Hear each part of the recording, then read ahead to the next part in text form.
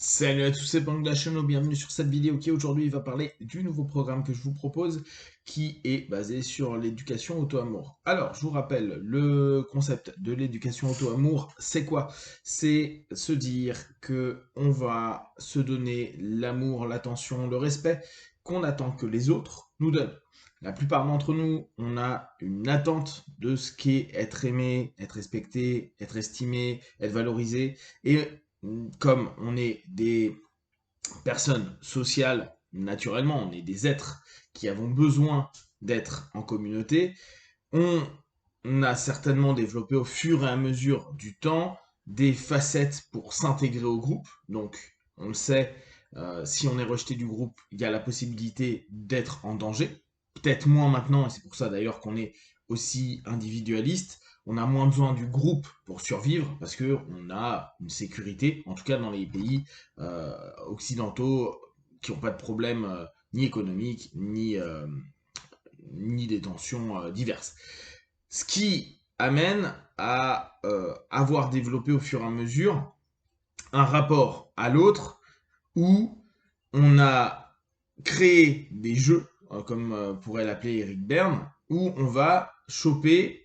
une espèce de salaire, d'attention, d'amour, qu'on pourrait appeler des unités de reconnaissance, ce que Berne appelle lui des strokes. Et dans ce rapport qu'on a à l'autre, on cherche à obtenir des éléments qui nous fassent reconnaître. Et dans cette reconnaissance, il va y avoir une valorisation en fonction du salaire qui va être donné entre guillemets, c'est-à-dire que une attention, ça va donner un petit salaire. Par contre, de l'amour, ça va donner un gros salaire. On va être nourri, on va être bien nourri. Donc, notre idée inconsciente, c'est de se dire, je dois être en groupe, et en plus, je dois être valorisé par ce groupe pour exister, ou me donner une existence, parce que seul, bah, j'aurais pas forcément grand-chose à faire et je survivrais peut-être pas. Et de fil en aiguille, avec les générations, avec les situations, on a une sorte d'habitude de se dire, bah, l'autre, au travers d'un ensemble d'actions que je mets en place, qu'elles soient physiques, psychiques ou émotionnelles, devrait me redonner un retour, un salaire à ce que je viens de donner, partager, offrir, etc. Après, on a multiples stratégies. On peut le faire au travers de la gentillesse, on peut le faire au travers de la menace, on peut le faire au travers de plein de choses et tenter d'obtenir cette, cette notion d'existence au travers de l'autre. Seulement, ce qui se passe, c'est que, alors, comment ça a pu se développer, ça peut être une vraie question, mais on a au fur et à mesure, notamment par ce qu'on a vécu dans la cellule familiale, qui a été notre façon de voir les stratégies pour obtenir des strokes et la façon dont les gens réagissaient par rapport à certains de nos comportements, bah, on s'est adapté et puis on attend en gros ce qu'on a pu déjà vivre ou ce qu'on n'a pas vécu mais qui nous semblait être bon et ce qu'on attendait en tant que salaire d'attention, d'amour, de respect, d'estime, etc. Donc des types de strokes qu'on souhaite avoir. Et dès lors, on a reporté cette habitude. Par exemple, j'étais bien quand mes parents faisaient ça, donc je vais chercher ultérieurement que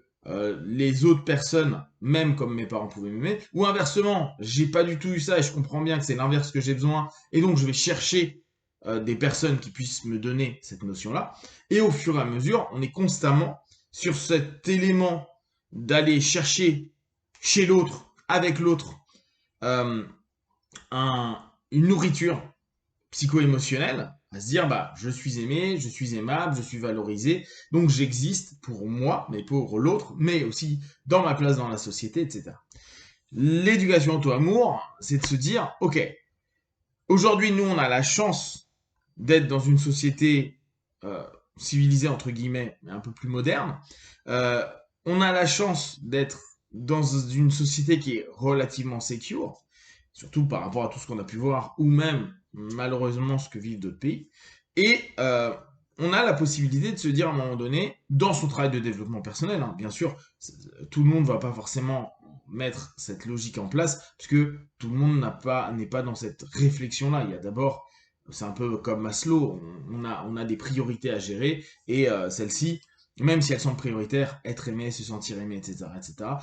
il y a des moments, il y a des formes de survie qui sont supérieures à se dire, oui, bon, bah, je suis arrivé à un certain niveau et je peux me dire que je vais travailler sur moi pour ne plus être dépendant de, justement, du salaire qu'on me donne, des strokes qu'on me donne, de l'amour qu'on me donne, et je vais devenir moins dépendant de ces sources-là, donc des autres, et être plus centré sur moi, à me donner ce que j'aimerais qu'on me donne. Parce que souvent, dans les deals qu'on fait, quand on reçoit du stroke, c'est qu'on a fait quelque chose. On a été gentil, on a été attentif, on a donné nous-mêmes de l'amour, dans la façon qu'on estime le plus juste possible. Et parfois, on est déçu de se disant, mais en étant comme ça, en étant attentif, gentil, en donnant de l'amour, etc., je devrais recevoir la même chose, ou en tout cas, je devrais ressentir un retour équivalent. Or, souvent, on se dit, bah non, je l'aime plus, ou je suis plus attentif, ou je suis plus présent, etc., etc. Et puis, on est en train de critiquer parce que l'autre ne peut pas nous donner, parce que culturellement, il n'est pas nous, il n'a pas vécu les mêmes choses que nous, il ne peut pas nous donner l'amour et l'attention qu'on lui donne parce que il a d'autres encodages liés à sa vie, à sa famille, et il va donner ce que lui il peut par rapport à ce qu'il est, ce qu'il a vécu, et les stratégies pour obtenir de l'attention et de l'amour, et pour en restituer à un moment donné. Donc, l'idée est de se dire, ok, j'ai une capacité à donner de l'attention, de l'amour, du respect, j'ai une capacité à savoir ce que je veux, parce qu'au bout du compte, je suis capable de critiquer des gens, à dire tu ne m'aimes pas comme j'aimerais, tu n'as jamais fait attention comme j'aurais aimé qu'on fasse attention. Donc on sait très bien, parfois on l'a pas verbalisé, mais ça, je vous invite à le faire. On sait très bien ce qu'est pour nous être aimé, s'aimer, euh, et à la place de laisser quelqu'un s'occuper de ça, je vous invite dans l'éducation au amour, et je vous invite à regarder la playlist, il y a quelques vidéos, il doit y avoir une cinquantaine de vidéos, à réfléchir, à vous dire, bon, à la place d'utiliser de l'énergie, à attendre que l'autre réponde à l'ensemble des actions, stratégies euh, que, que je mets en place pour obtenir de l'amour, je vais peut-être me donner l'attention que je donne aux autres pour me valoriser et estimer déjà que c'est bien, vu que c'est ma façon de faire, et me centrer sur cette idée de me dire, petit à petit, je vais m'aimer moi en priorité,